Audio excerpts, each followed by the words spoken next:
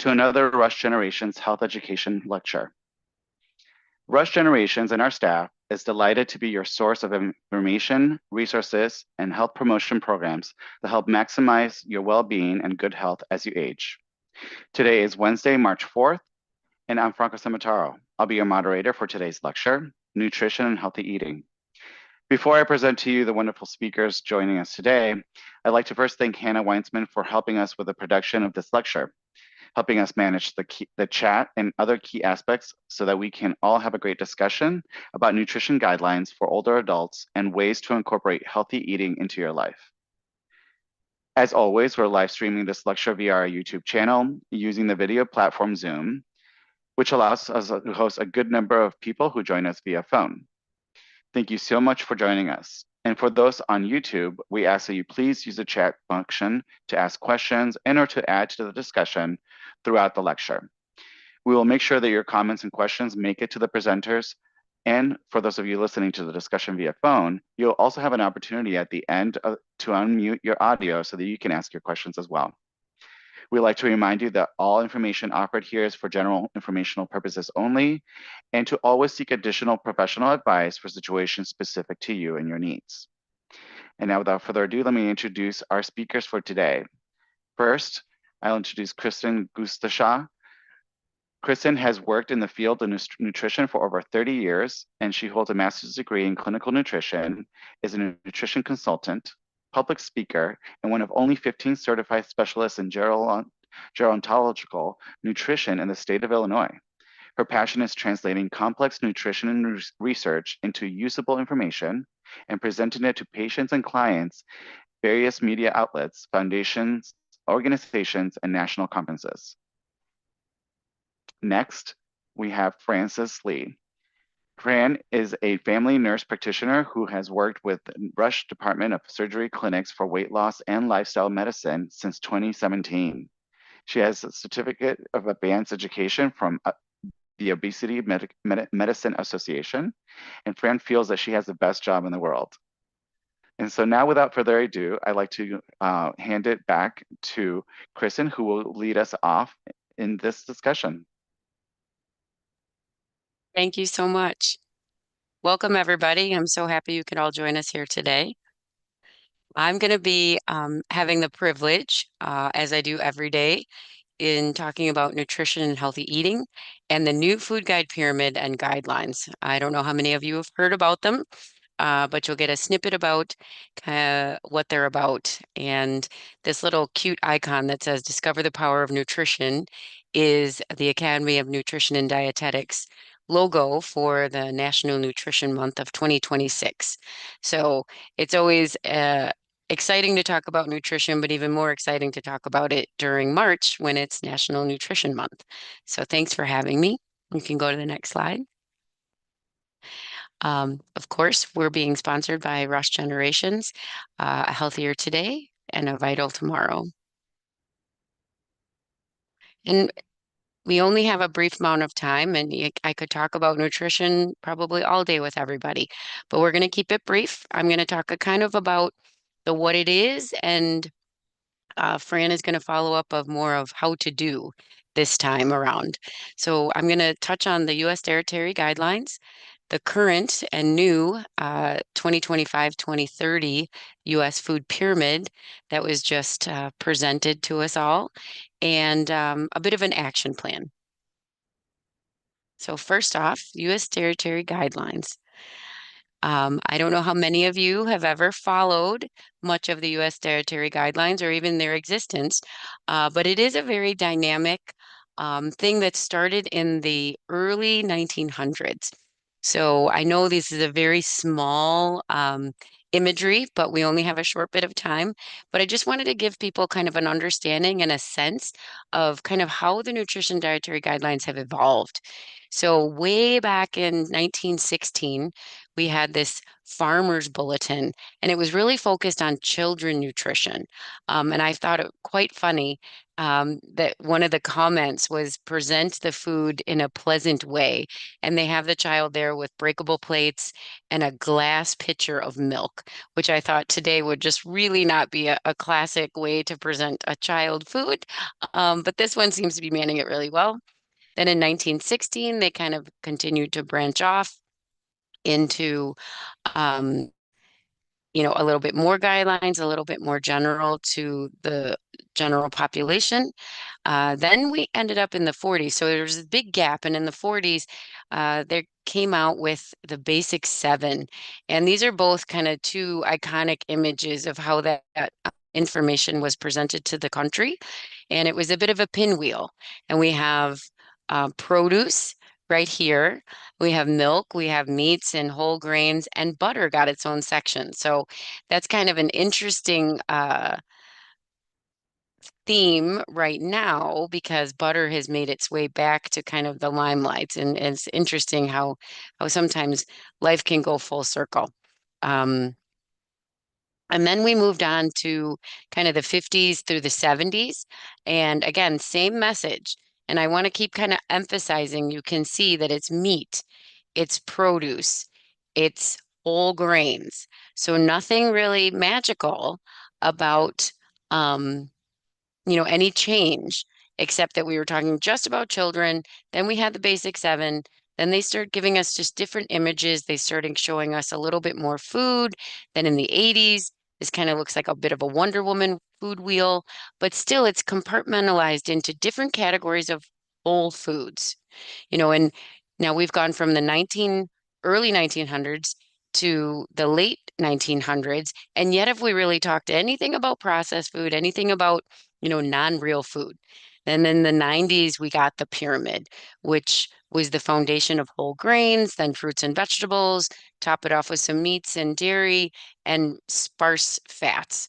And in the early 2000s, we got the pyramid with the staircase. So they were really emphasizing exercise and physical ability, which was phenomenal. But this one really didn't give much people guidance on what to eat. It didn't land very well. And then the plate came out. And many of you finally, and through time, in the 90s, we started to get some internet.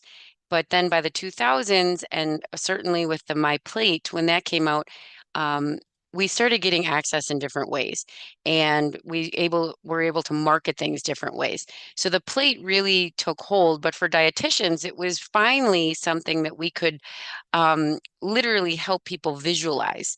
And even though we have this pyramid of today, I really don't want to lose sight of this plate idea because we eat on a plate, right? We don't eat in a pyramid, though some of us are eat while we're moving, but the partitioning of the plate being half produce, a little bit of whole grains, proteins, and dairy is still something I want people to kind of pay attention to when we go to the next slide and we talk about the 2025-2030 US Food Guide Pyramid, which was, kind of presented in a very dramatic way, which was cool in itself that they were trying to really promote um, real food. And that's this campaign. So now we've lost the plate concept, and they said we've, you know, inverted the pyramid, but they kind of ignored the fact that the plate had been around for over a decade in itself. And they really talked about real food. So when this first came out, it was like, okay, we love the idea, real food. But it got a little confusing because, first, decades we were talking about this corner part, the protein and the dairy and the healthy fats, um, having some conflict of interest with our health. But if you remember back to all the pictures that I'm going to walk you through, so the evolution of the pyramid, in every group, there was a protein section, a meat section, there was a dairy section, there was a plant-based section, the produce, the fruits and the vegetables, and whole grains. And in any given category, the amount of it kind of maybe ebbed and flowed a little bit as far as portion size. But at the end of the day, each category was really important in itself. So when they say that the guidelines really just they totally blew them out of the water and they're reinventing the wheel. I don't want anyone to panic because not much has really changed.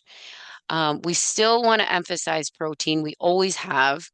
They kind of have doubled the recommendations when they, kind of sensationalized it. But when you look at what the written guidelines are, we need a good source of protein, healthy fats. So now they did take and tease out fats. In the 80s, we shamed fats. We said nothing was good about fat. Then since the 80s, we've really realized, oh, geez, some fats are actually very protective for our body. They can cause decrease inflammation. They cause satiation. They have a lot of, they hold their own weight. So the message here is good sources of protein and healthy fats. And then limiting sugar became a much stronger message. But in all of the categories, sugar was not recommended. So now when we look at our food supply, I think that's the way we need to look at the different message. So for, the whole, like, over 150 years, 110 years now, we've been talking about real food. And what's really changed the most was our food supply. So now, we used to get our food from the butcher and the baker and, the produce market.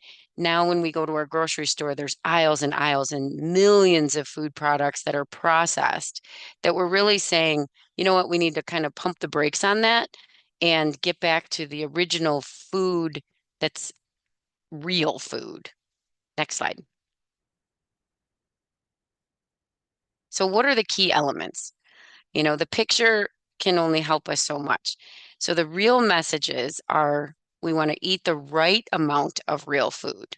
And I think the right amount is very important because while we hopefully will see people transition away from the highly processed foods and start to hear the message and live out the message that real food is important, that processed foods has a lot of extra calories and fats that our bodies don't need.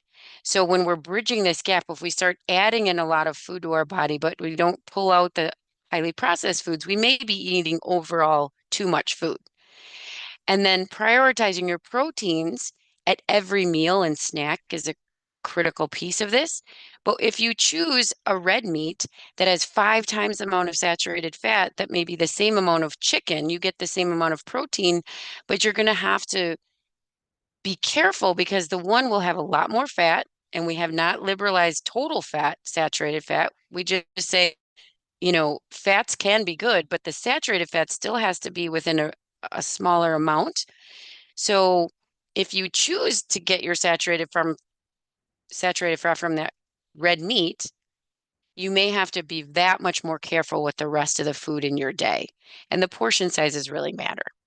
Then consuming dairy or dairy alternatives. They really didn't have it as a main focus in a lot of the other, in the last pyramid, but eating dairy or dairy alternatives has now become a bit of a forefront. And I think, calcium, vitamin D, and protein are my 3 favorite things that dairy or dairy alternatives have. So that's an important piece to keep in mind. Eating vegetables and fruits throughout the day, incorporating the healthy fats, but still limiting. So we can't lose that message. And I think it kind of got muddled when the pyramid came out that yes, all these foods can fit, but the amount you're going to be able to choose will be dependent on which ones you choose and the portion sizes. So if you're eating that heavier meat, then you may have to eat more produce that day to kind of offset the extra calories and fat that you got from the meat. While as if you had chicken, and those vegetables, you may have a little bit more room for some of the other fats, and olive oils and avocados and things like that. And then the focus on whole grains, it never went away. I just think we're realizing we don't need as many whole grains as we originally thought.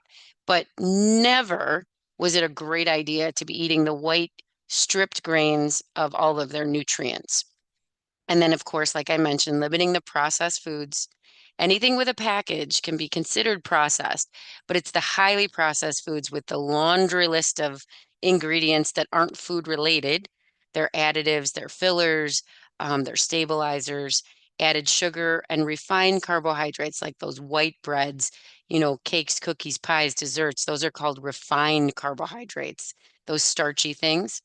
And then they mentioned alcohol this time. They said limit alcohol, and salt kind of fell to the wayside. But if you're eating the real foods without the added salts, maybe that's why it didn't become such an prominent message, because eating the real foods would then slip away some of the added salt. Next slide. So what does our body needs as we age? So like I mentioned, we had the My Plate, but every year Tufts University would come out with their version for older adults. And they haven't done that yet. And I don't know if they will for the real food government pyramid. But this My Plate message, I want to kind of think to morph these two together. And really, if you look at what was on this My Plate from Tufts in 2011, it had the whole grains, it had the milk and other liquids, which is important. It had your whole grains, and notice they don't emphasize it has to be fresh produce. It's unrefined produce, unadded sugar, unadded salt produce. So these are all canned or frozen products with no added ingredients to them. Then you have your plethora of your proteins. So it doesn't have to just come from an animal product. It can come from beans and nuts and seeds and uh, cheese and yogurts. Those are your proteins. And then the fats, again, they're there, but still in moderation. Next slide. So as you build this plate, what is the right amount for you if you're an older adult, if you're aging or taking care of somebody who is getting older? Um, and I kind of say, hopefully we all are getting older. That's kind of our goal. That we focus more on, are we getting the nutrients we need, that right amount to prevent bone loss, muscle loss, dehydration, and any vitamin deficiencies, because those become a little bit more common as we get older. Next slide. Specific nutrients to help prevent these things are water, protein, vitamin B12, D, and calcium. Next slide.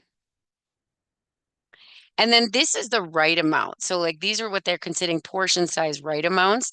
And I just put this up here for reference. This is something you can go to realfood.gov and find if you do talk to your healthcare professional and find out how many calories you need. But the majority of people as we age, we're somewhere between 14 and 2,000 calories a day. So we're looking at anywhere from 2 to 4 servings of protein, 2 to 3 cups of milk or yogurt or dairy a day, 1 to 3 cups of vegetables, 1 to 2 cups of fruits. So a little heavier on the vegetables than the fruits. Whole grains, anywhere from 2 to 4. And then healthy fats. And I want you to make note of healthy fats, 2 to 4 servings of healthy fats. And what that serving is a teaspoon. So they incorporate healthy fats, but it's in extreme moderation. Next slide. So water. I think a picture says 1,000 words. We all hear about the 8 glasses of water, but really what it comes down to is how big your body is. So if you are somebody who's very small, very petite, tiny frame, 80-pound person, and that's the right size for you, 3 to 5 glasses of water is enough for your body size. But if you're a 200-pound person, and this is male or female, you're closer to the 13 cups of fluids a day. Now, if we say water, people are going to start feeling like they have to be a fish. But if you look at the next slide, water comes from a lot of our different foods.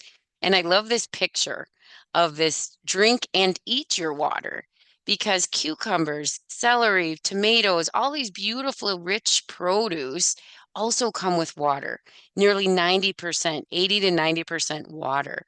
So if you're eating a real foods diet, that can help offset some of the water and fluid your body needs for the day, especially if you struggle with incontinence. You can see juices, yogurts, bananas.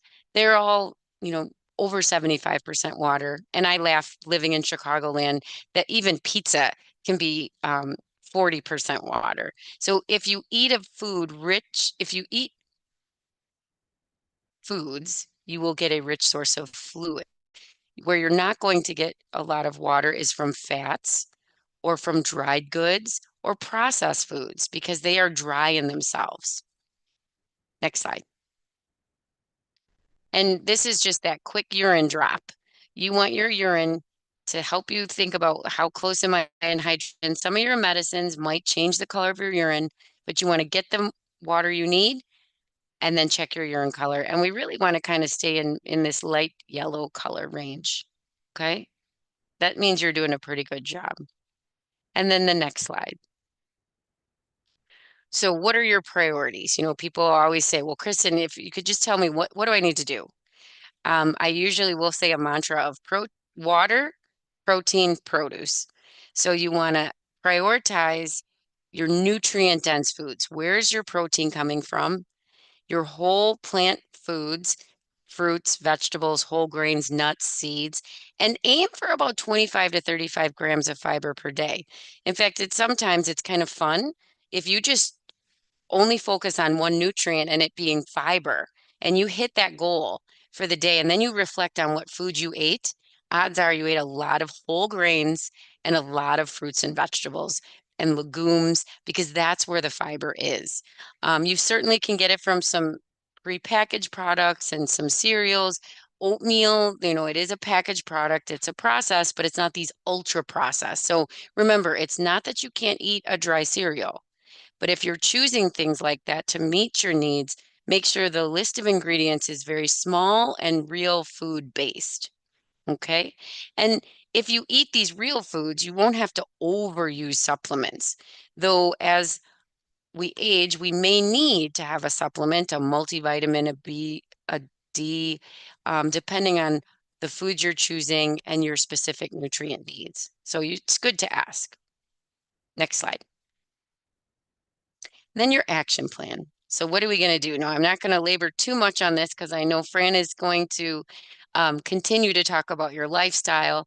But when it comes to your diet plan, I want to keep it as simple as possible. And that's hydrate, plan your proteins, load up with a variety of veggies. And sometimes the best way to do that is buying in season and on sale, because it helps force your variety. We can be creatures of habit. Fill up with fruits. So fill in some gaps, whether it's a snack, and pair it with a protein. And remember, fresh, frozen, and canned that are rinsed can be all equally nutritious. Grab some whole grains. So whole grain breads, quinoa, oatmeal, corn tortillas versus flour tortillas. Those are the whole grains. You're getting all the nutrients. And then using fat sparingly. If you go to the next slide. Um, if I just want to show you this picture because we kind of talked about this, and I want to make sure we don't run too much on time. But if you look at this grid or this graph, this is anabolism, meaning building muscle and breaking down muscle below. And research kind of shows, especially with aging muscle, if we give our body a constant source of protein, it doesn't have to necessarily be 30 based on your body size, but this study gave a example of about 30 grams of protein throughout the day helps your muscles build and not take away. Because I want you to remember, anytime your body doesn't have enough protein at any given time, it says, okay, I'll just take a little bit from your muscles. So you really want to plan that meal every day and snacks throughout the day so your body never has to go to its reserves. You really want to maintain and preserve those muscles and build them with exercise. Next slide. Varying your veggies, always trying to pair a fruit or vegetable with a protein. So that may mean some nut butters and an apple, or even carrot sticks and peanut butters. That's a really good combo. So packing your produce, a lot of it travels well. Buying the produce and then preparing it and having it ready in a grab and go container really increases the amount we're going to eat. I mentioned already buying in season or on sale. Next slide.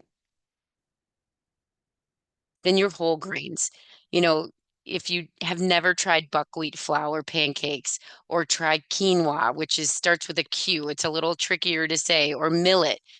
Sometimes going to the deli counter and seeing if they have a pre-made product to even give yourself an idea of what it should taste like and the textures. And now certainly if anybody uses the internet, you could YouTube probably a million different recipes with examples of how to cook a lot of these new grains that you may have never tried before. Next slide.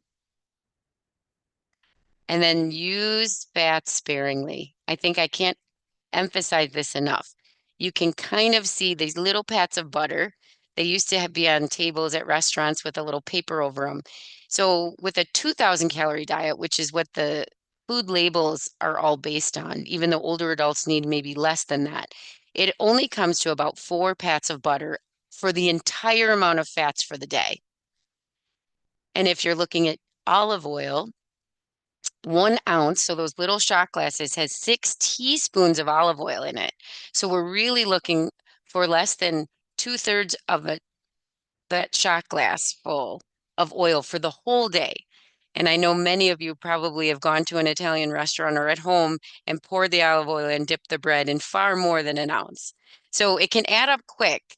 They're good for us, but we have to watch how much we add.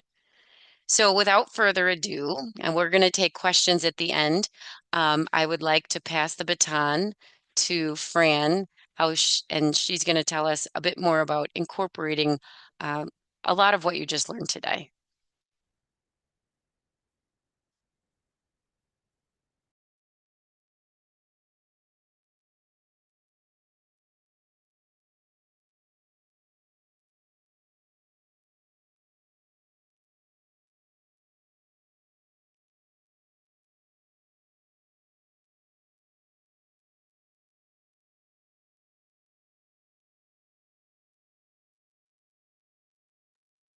Hi, Fran. Feel free to unmute yourself and join us. Okay, let's see. I don't see my camera though. Where am I? Is that me? No. Is that me? Can you hear me? Yes, we can hear you. You're perfectly on. So if you can't find that right now, that's fine. We have your slides up. Okay. I am so sorry. Here,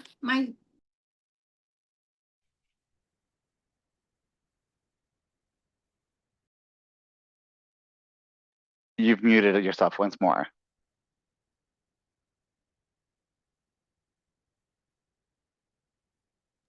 Okay, can you hear me? I don't know where my video went. No problem. We can still see the slides, so you can go ahead with your voice. We can hear you perfectly clear, and just say next slide, and we'll be able to move forward. Well, thank you, Kristen, so much. I agree with everything you said. I am a huge proponent of eating foods the way we find them in nature as much as possible and really trying to limit the processed foods. So that was really excellent. So I'm Fran Lee. I am a nurse practitioner here at Rush. I work in the Department of Surgery, focusing on lifestyle and medical weight loss. So today I wanted to just spend a few moments talking about what are some of the components of a healthy lifestyle, some of the challenges patients typically share with me, and then what are some of the things we do to move past that. Next slide, please. Okay, so here's the agenda. First, we'll go through the components of the healthy lifestyle, then we'll talk about the challenges and then tools. Next slide. All right, next slide. So thinking about a healthy lifestyle, right? There are lots of pieces to it. I think in the past we used to think just about, kind of diet and exercise, but we know that there are many more components to it. So Kristen just gave us an incredible nutrition presentation. So fully support everything she has said. Another piece I think that we are all familiar with is physical activity. I like to say movement. We don't all move in the same way. We're not all able to move in the same ways. but I think movement is something we want to think about. The recommendations are for 150 minutes per week. I think also thinking about trying to reduce prolonged sitting, to avoid just sitting for hours on end, thinking about ways we can get up and move.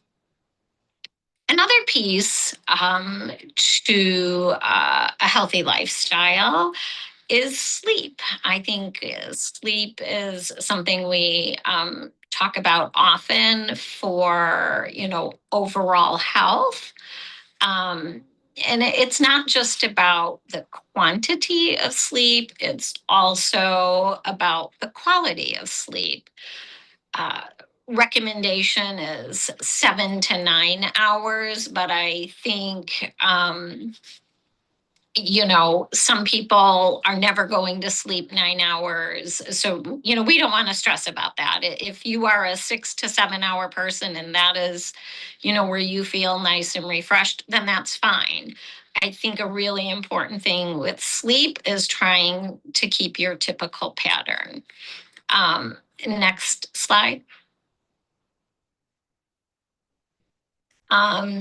Emotional health, right? I think we should never underestimate the impact painful emotions, difficult emotions, or our mood can have on our health, right? We certainly know that many of our nervous system affects the way our heart can work. We know that our nervous system can affect the way our GI system works. So one of my things that I really encourage all of my patients is the most important piece is taking care of our emotions, right? And once we kind of are able to take care of them, then everything else starts to fall into place. Another really important piece that I think also builds into our emotional health, though, is social connections. I think human beings are kind of created to be connected, and we also very often connect through food. But having community involvement, maintaining relationships with friends, neighbors, is very, very important piece of our health. And then, of course, keeping up with our preventative health care, right? Trying to stay connected with, trying to stay connected with our primary care provider and our specialists, and, not only seeing them when, times are difficult. Okay, next slide, please. Let's kind of talk about some of the challenges that patients have shared with me. So when I am getting to know one of my patients and their initial visit, one of the things we always talk about, which I think is super important, are the challenges, right? And so many, many people talk about emotional eating. This is something that sometimes people feel very guilty about emotional eating. Um, I think emotional eating is, something that is deeply, deeply ingrained in our brains, right? I think from the moment a human being takes their very first breath, right, we are, putting a baby on a mother's breast to nurse. We are giving a newborn a bottle or a pacifier, right? We are, starting to learn that we are soothed with food, right? our first birthday, all of our birthdays, you know, we're celebrating with a cake or a party, a wedding, holidays, right? Also, we associate food with sadness, right? If somebody passes away, we bring the family a meal. If somebody is sick, we bring the family a meal. So I think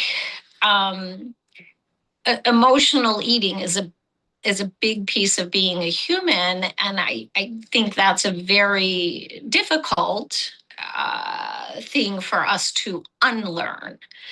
I think patients also share with me some eating out of boredom, right? You know, we're watching TV at the end of the day. So we're just kind of sitting on the couch, more mindlessly eating, or we have some time off and, you know, we're not sure what to do. So we just go in the kitchen and, you know, we start kind of nibbling, looking through the fridge or the cupboards.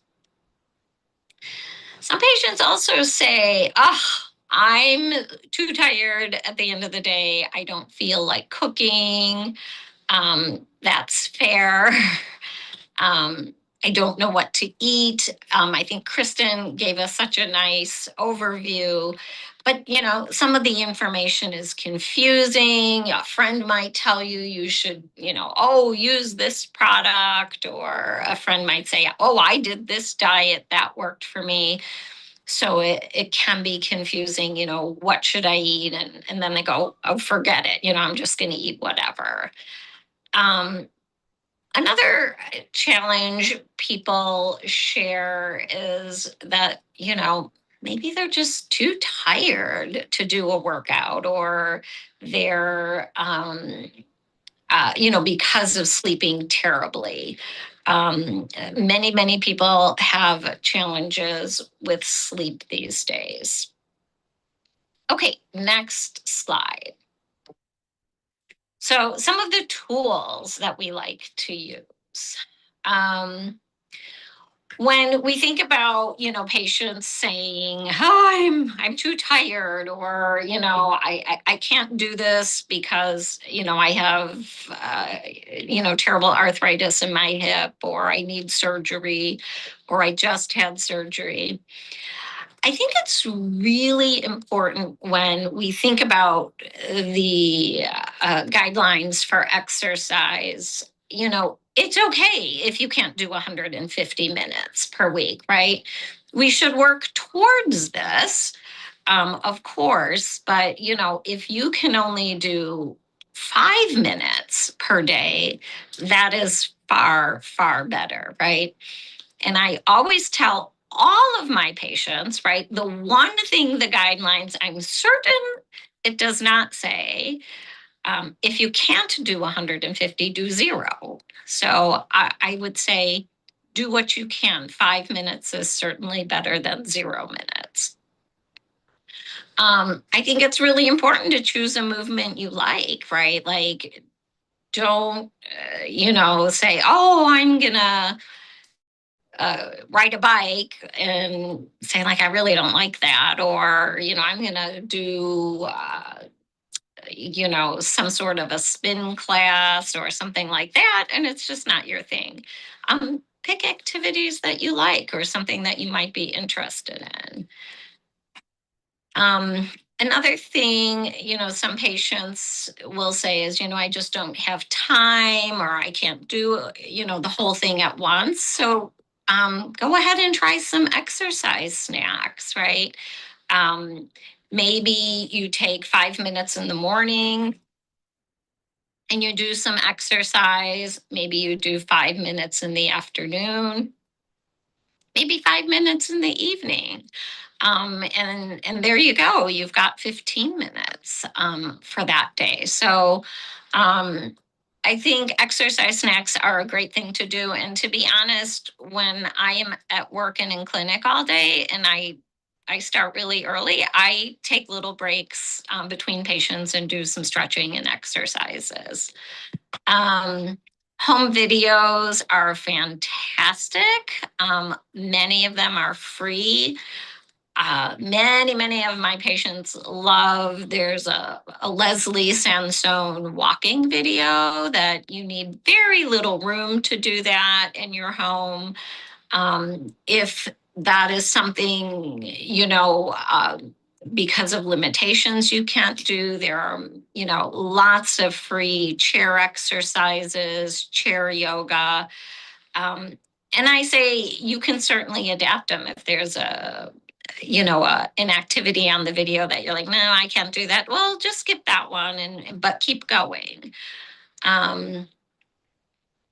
I think if patients are saying they're too tired also to cook, I stop meal prepping in here for feeling tired. Meal prepping, on the weekend or one day during the week or 2 days during the week where you make a couple meals that you can kind of eat off of during the week can often, just make things a little bit easier. Or some people, instead of making the whole meal, might just chop up their vegetables or chop up or cook the rice or cook their grain kind of ahead of time. So that cuts down a little bit of the time. Okay, for poor sleep, this is something that plagues many of us. I think number one to keep in mind is having a regular sleep schedule. Our bodies love routine. So, if you're a person who falls asleep at 8 p.m., you just don't fight it, right? You're going to be falling asleep at 8 p.m. and maybe you wake up early at, 5 o'clock in the morning and that's just your routine. But maybe you're somebody who's, a little bit more of that night owl who likes to go to bed around 11 and, you sleep till 7 or 8. Perfect. But just try to keep a consistent routine. I think we've all heard to turn off the electronics, right? The light that our electronic devices give off kind of stimulate the brain to be awake. So we really want to put those down at a minimum an hour before bed. If you can, don't sleep with the phone next to your bed or, ideally leave your phone in another room at night. If you're not comfortable with that, maybe put it at the other end of your room so you're not tempted to pick it up in the middle of the night. Some patients really enjoy doing a brain dump before they go to bed or journaling. They get a journal and they just write down everything they're thinking for the day and just kind of get it off their chest, get it off their mind, put it in the journal and leave it there before they go to bed. Some patients like to read, meditation, prayer, keeping the room cool. They do say our body temperature needs to drop at least 1 degree for healthy sleep. So turning that heat down at night can be really helpful. And if you do have sleep apnea, please use your CPAP machine. And if you, are having any challenges with snoring, feeling really tired during the day, you might want to talk to your primary care doctor about having a meeting with the sleep medicine providers. Okay, next slide. Emotional eating. Or stress eating. There's an acronym that we can use, and it's called HALT. And literally, we should halt. We should kind of stop and then ask ourselves these questions. Am I hungry? Am I truly hungry? Am I angry? Did I just have a really difficult conversation or interaction with somebody? Am I lonely? Am I feeling sad? Am I feeling down? Or am I just tired and cranky and I, am not I'm just not even, what should I do now? So you just eat. I have many, many patients who use this tool and find it very, very helpful. I think the other thing is if you're like, oh, I think I'm, stress eating or emotionally eating, be curious, right? Ask yourself if you're like, wait, why am I eating this, right? But don't assign shame to it because everybody has done emotional eating, right? Be curious. Ask yourself, oh, well, what's going on? Am I hungry? Am I angry? Am I lonely? Am I tired? Is there something else? Be curious and kind to yourself about that.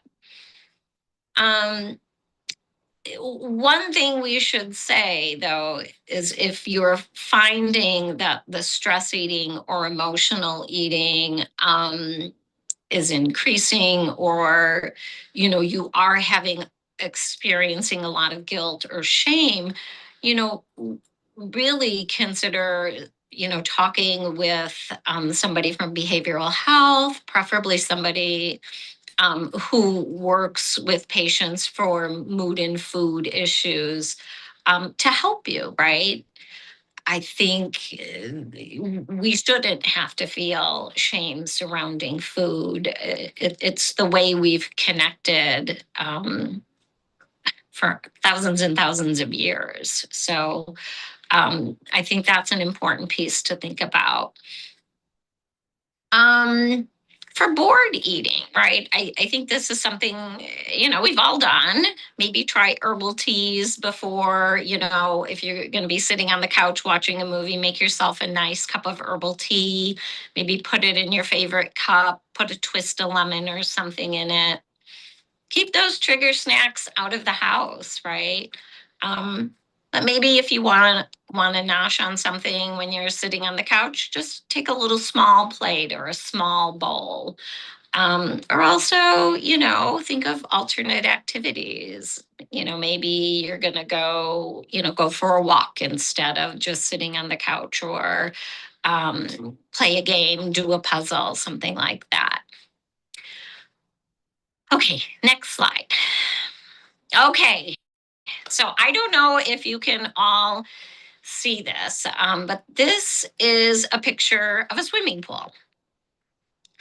And I guess just to wrap it all up, the way I really like to think about weight loss or health, it's kind of like getting in a pool or getting into the lake. And I think we've all been to the lake or a pool and somebody dives right into the deep end and they're in the deep end splashing around. Or there are people who kind of stand at the edge, sit on the side, just dipping their toes in. And so when I think about health and the deep end, you are changing everything, right? You've got your great exercise, your nutrition, you're meditating, maybe you're taking all of your medications, you're doing everything. But if we have our toes just dipped in, maybe what the most we can work on right now is, maybe I'm going to try to work on not having as many processed foods, or maybe I'm going to really focus on getting some more protein. I think we need to all get in the pool and enjoy the pool where we feel safe and comfortable. And then kind of move through it as we can. And I like to say, this is going to change depending on the situation. If I am in the ocean and I cannot see the bottom, I don't want to be in the deep end, right? I want to get back to the shore. And so maybe there's a time in life that you don't feel safe in that deep end for your health or nutrition, or it's something you can't really focus on. If I'm in a swimming pool, I can stay in the deep end forever, right? So there are certain circumstances I feel safe in the deep end or comfortable. So I think, as I kind of said in the beginning, small steps, right, are really important, and that they can have large impact. So I guess in closing, I just say take the steps that you can and that you feel comfortable and safe with. And maybe you can go in a little bit deeper and add layers to your health plan as you feel safe and comfortable. Okay, thank you so much. Thank you both. Hi, everyone. Thanks again, both for such a thoughtful and practical presentation today. What I appreciate about today's discussion is that it reminded us that healthy aging isn't about one single change. It's about small daily habits that build on a healthier life over time. We heard about how nutrition recommendations continue to evolve and how the 2025 to 2030 dietary guidelines emphasize real food, balanced meals, prioritizing nutritions like protein, fiber, and hydration as we age. Nutrition and the new food pyramid, and also we heard how those nutrition choices work hand in hand with other important pillars of health: movement, sleep, emotional well-being, and social connection, all of which contribute to maintaining an independence and maintaining independence and quality of life as we grow older. So together, these presentations give us some really helpful reminder that healthy living doesn't require perfection, but it starts with small steps and consistent habits. So I just wanted to give you both the thanks for spending some time with us today. And now we'd love to hear from you that are either joining us via call on our Zoom or on our YouTube to ask questions. So many of you might have similar ideas. So I'm opening the floor. For those on our Zoom, hit *6 to unmute yourself at this time to ask your question. And while we wait for that, I have a question from our YouTube folks. Many of us hear that protein becomes more important as we age. What are some simple ways older adults can add more protein to everyday meals?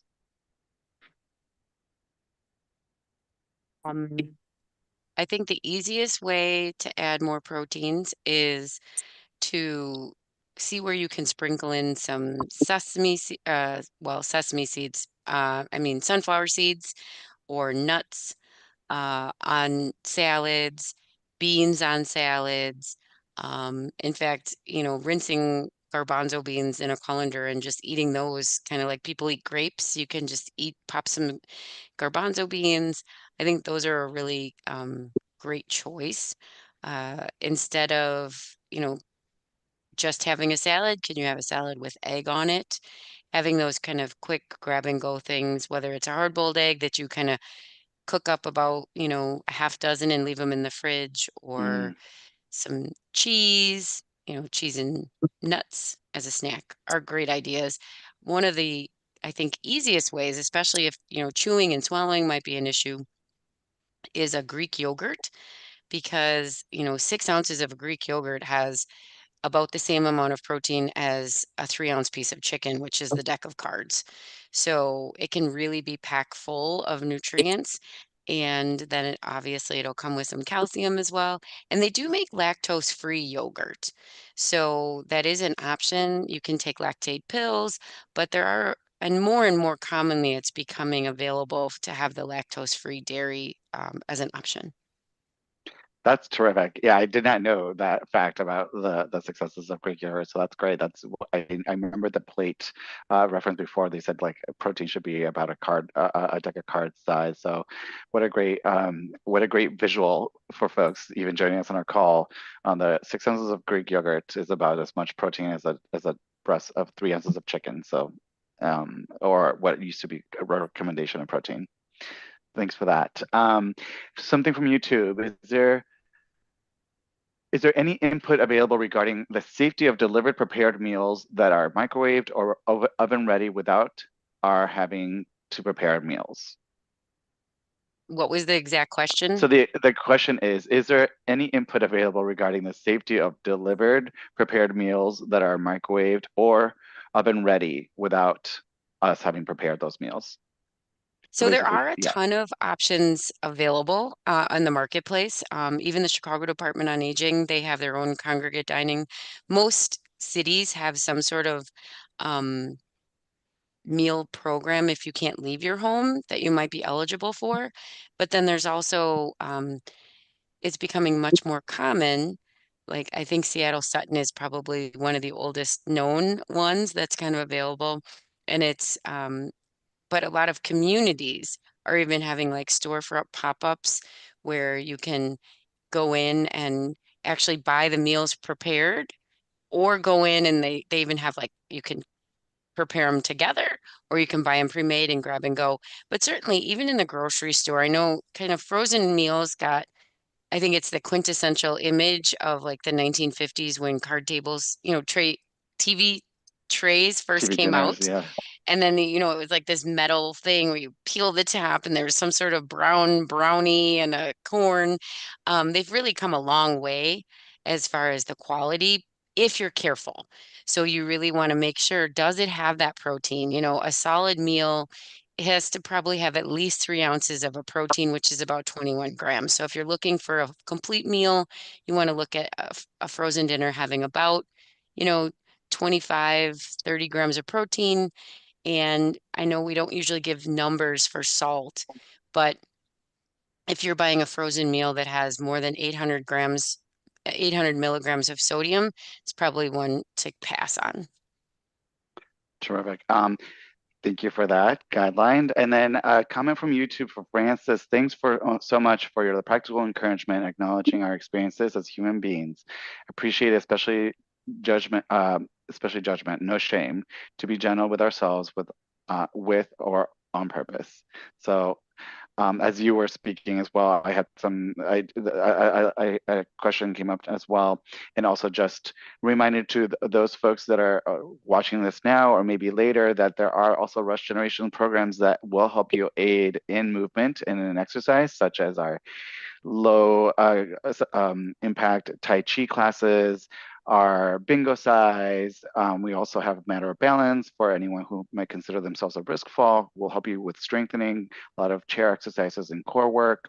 And then for folks that might enjoy some more rigorous activity, we have our Walking with Ease program, which is offered throughout different times of the year. So check out our website for all those offerings as well. And then you mentioned exercise snacks. Could you explain what that looks like on a typical day for someone maybe in their 60s, 70s, or beyond?